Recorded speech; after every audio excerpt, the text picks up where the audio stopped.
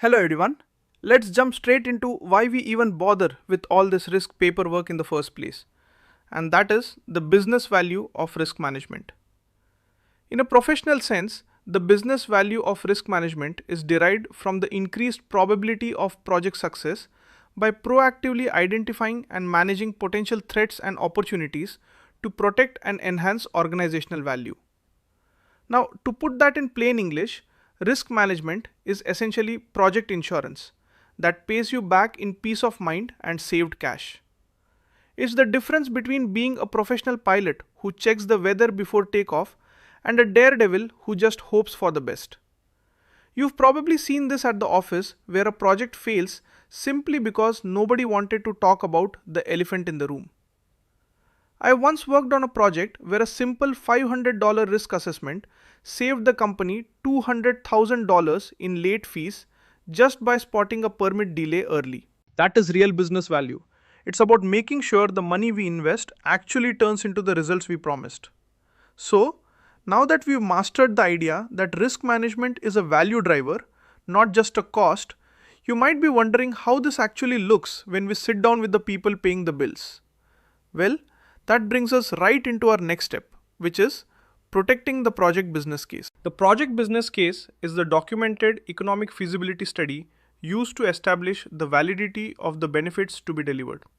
In simple terms, this is the why are we doing this document.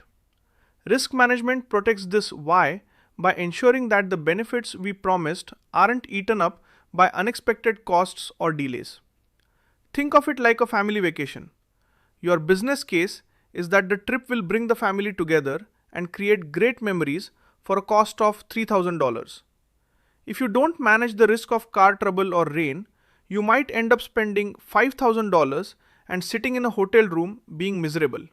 Your business case is ruined. At work, if a project costs double what we planned because of unmanaged risks, the company might have been better off never starting it at all. Stay with me here, because our job as RMPs is to keep that promise of value alive. So now that we've mastered the concept of protecting the why of our project, you might be wondering how we handle the maybes that actually make our business case even better. Well, that brings us right into our next step, which is the value of opportunity management. Now watch how this connects.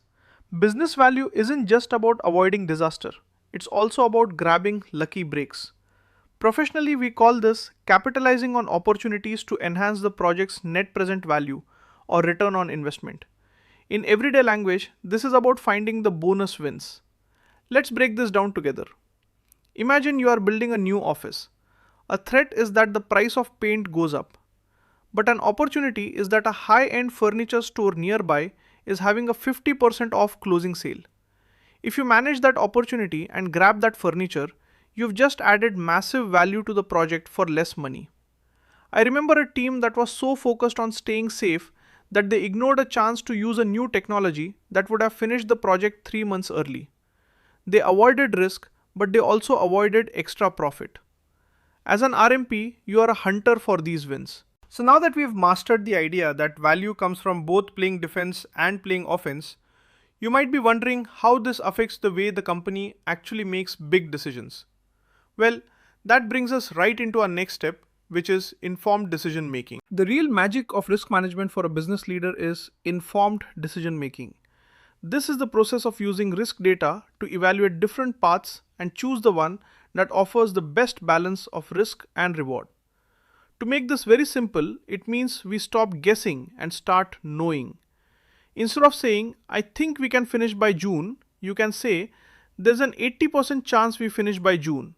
But if we invest $10,000 more now, we can move that to a 95% chance. You are giving your boss the power to choose their own destiny. You've probably seen this at work when a leader asks for a plan B. That's them asking for a risk-informed decision. I once saw a CEO pivot an entire company strategy because the risk report showed that their current path was a coin flip for success. That report didn't just save a project, it saved the company. So now that we have mastered how risk data turns into powerful decisions for the bosses, you might be wondering how this builds the one thing every professional needs: credibility. Don't worry, we'll take it slow here because this is about your reputation. Risk management builds stakeholder confidence by providing transparency and a realistic view of the project's future. In simple English, it means people trust you because you don't surprise them with bad news. There is nothing a business leader hates more than a surprise disaster on a Friday afternoon. When you show them a risk register on Monday, even if it has scary things in it, they feel in control. They think, okay, we have problems, but we have a plan. Think of it like a pilot telling you there will be light chop ahead. It's still a bump, but because he told you first, you don't panic. At work, the RMP is the one who keeps everyone's blood pressure low by being honest about the maybes. This transparency is a massive business value because it keeps the stakeholders supporting the project even when things get tough. So now that we've mastered how being a truth teller builds trust and keeps the project funded, you might be wondering how all of this leads to the ultimate goal of any business. Well, that brings us right into our final step, which is competitive advantage. To wrap this all together, we have to look at the big picture, competitive advantage. An organization that is great at risk management can take on braver projects that their competitors are too scared to try. In very simple terms, if you know how to wear a parachute, you can jump out of the plane. Those without parachutes have to stay on the ground. This is how companies like SpaceX or Apple stay ahead.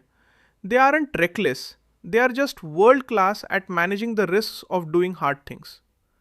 By being a PMI-RMP, you are giving your company the safety gear it needs to run faster and take bigger swings than the guy next door. You are turning risk into a weapon for success. And that, my friends, is the true business value of what we do. It's not about saying no to ideas. It's about saying yes with our eyes wide open. So now that we have mastered the full journey from protecting the budget to winning in the marketplace, you are ready to see if you can spot the value in a real world scenario. And that leads us right into our practice quiz. We are going to discuss risk management goals in details in next chapter.